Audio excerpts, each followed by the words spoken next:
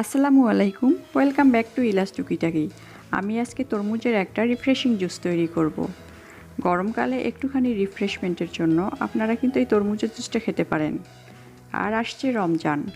রমজান মাসে তো আমরা নানা রকমের জুস বা শরবত খেয়েই থাকি। আমরা যদি ইফতারের টেবিলে এই তরমুজের জুসটা রাখি তাহলে তো মন্দ হয় না। আর তরমুজের জুস তৈরি করার জন্য আমি এখানে 2 কাপ পরিমাণ তরমুজ নিয়েছি। তরমুজগুলোকে আপনারা যে কোনো শেপে যে কোনোভাবে কেটে নিতে পারেন, যেহেতু আমরা এগুলোকে ব্লেন্ড করব। আমি এখন এই তরমুজগুলোর মধ্যে 8 থেকে 10টা পুদিনা পাতা দিয়ে দিব। আপনারা চাইলে পুদিনা পাতার পরিমাণটা একটু বেশি পরিমাণেও দিতে পারেন। আর এর মধ্যে আমি হাফ চা চামচ পরিমাণ বিট লবণ দিয়ে দিব। এখন আমি এর মধ্যে 6 টেবিল চামচ পরিমাণ চিনি দেব।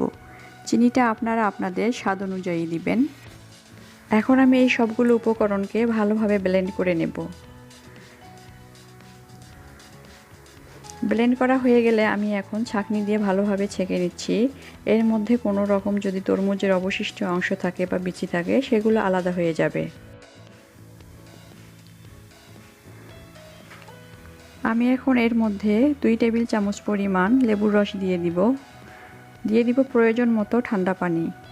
আমি যে পরিমাণ তরমুজ নিয়েছি তাতে 2 গ্লাস পরিমাণ জুস হবে এখানে। আমি সেই হিসাবেই সব কিছু মেজারমেন্ট করেছি। আমি এখন যে গ্লাসগুলোতে সার্ভ করব সেগুলোতে প্রয়োজন মতো আইস কিউব দিয়ে নেব। আপনারা যদি আইস কিউব না দিতে চান বা ঠান্ডা না খেতে চান তাহলে দিবেন না, কোনো সমস্যা নাই।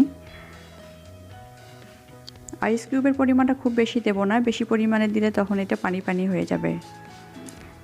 আমি এখন একটু সাজানোর জন্য পুদিনা পাতা দিয়ে নিচ্ছি।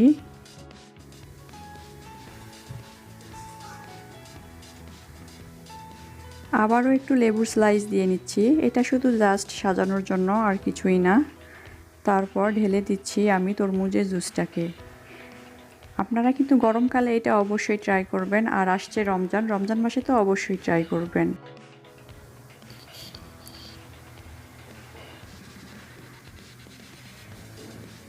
আমি এখন সাজানোর জন্য উপরে একটু পুদিনা পাতা দিয়ে নিচ্ছি আর লেবু দিয়ে নিব।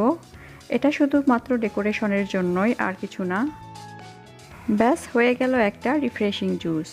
আপনারা কিন্তু এই জুসটা অবশ্যই বাসায় ট্রাই করবেন আর ফ্রেন্ডস অ্যান্ড ফ্যামিলির সঙ্গে শেয়ার করবেন। সবাই ভালো থাকবেন, সুস্থ থাকবেন, আমার জন্য দোয়া করবেন। আল্লাহ হাফেজ।